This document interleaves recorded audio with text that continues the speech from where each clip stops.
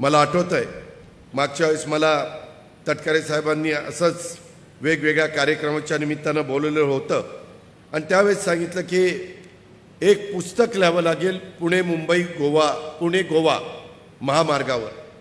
अनेकदा गडकरी साहेब आणि आम्ही देवेंद्रजी एकनाथराव कालच एका कार्यक्रमाला पुण्यामध्ये एकत्र होतो, तुम्ही ते टीव्हीला पाहिलं असेल। त्याही वेळेस आम्ही वेगवेगळे नॅशनल हायवेचे कामाच्या बद्दलचे अडीअडचणी आणि प्रश्न हे गडकरी साहेबांच्या समोर मांडले। रस्ते चांगले झाले पाहिजेत, दळणवळणाचा उत्तम प्रकारची सुविधा झाली तर विकासाला वेग येतोय, त्याच्यातनं रोजगार निर्माण होतोय, त्याच्यातनं स्थानिक लोकांना नोकऱ्या मिळतात, छोटे मोठे व्यवसाय उभे करता येतात। आणि म्हणूनच मध्ये मला तटकरे साहेबांनी आदितीनं मुंबई गोवा महामार्गावरची वाहतुकीची कोंडी कमी करण्यासाठी एक बैठक घ्यायला सांगितलेली होती। त्याच्यातनं इंदापूर बायपास, त्याच्यातनं माणगाव बायपास, तोहीपर्यंत आपण 5 रस्ते पर्यायी त्याच्यामध्ये सुचवलेले होते। त्या रस्त्यांना मंजुरी मिळण्याच्या करता थोडंसं नगरविकास खात्याकडे गेलं, त्याच्यात काही बदल करण्याची गरज आहे। आत्ताच तटकरे साहेब मला सांगत होते, मी ताबडतोब माझ्या DCMच्या सेक्रेटरीला फोन केला आणि सांगितलं सोमवारी ते काम करून घ्या।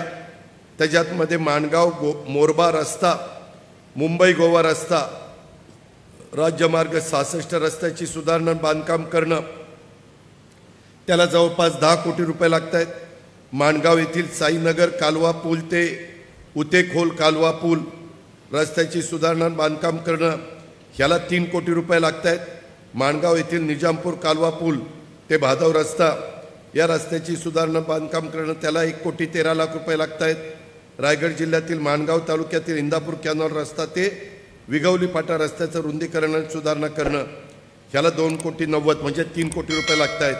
आणि रायगड जिल्ह्यातील माणगाव तालुक्यातील रुद्रवली कॅनॉल रस्ता ते इंदापूर कॅनॉल रस्त्याचं रुंदीकरण 4,70,00,000 रुपये, असे जवळपास 22 कोटी रुपये ह्या गोष्टीला लागत आहेत।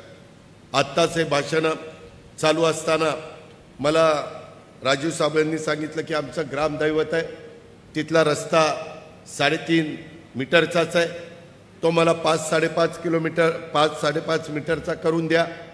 त्याच्याकरता त्यांनी 1 कोटी रुपये अंदाजे खर्च सांगितलेला आहे। तोही रस्ता मी तुम्हाला आदितीनं मला मुंबईमध्ये आठवण करावी त्याकरता देखील मी निधी देतो आणि तोही रस्त्याचं काम मार्गी लावतो। शेवटी आपण कशाकरता काम करतो? जनतेचे प्रश्न सोडवण्याच्या करता काम करतो। सत्ता येत असते, सत्ता जात असते।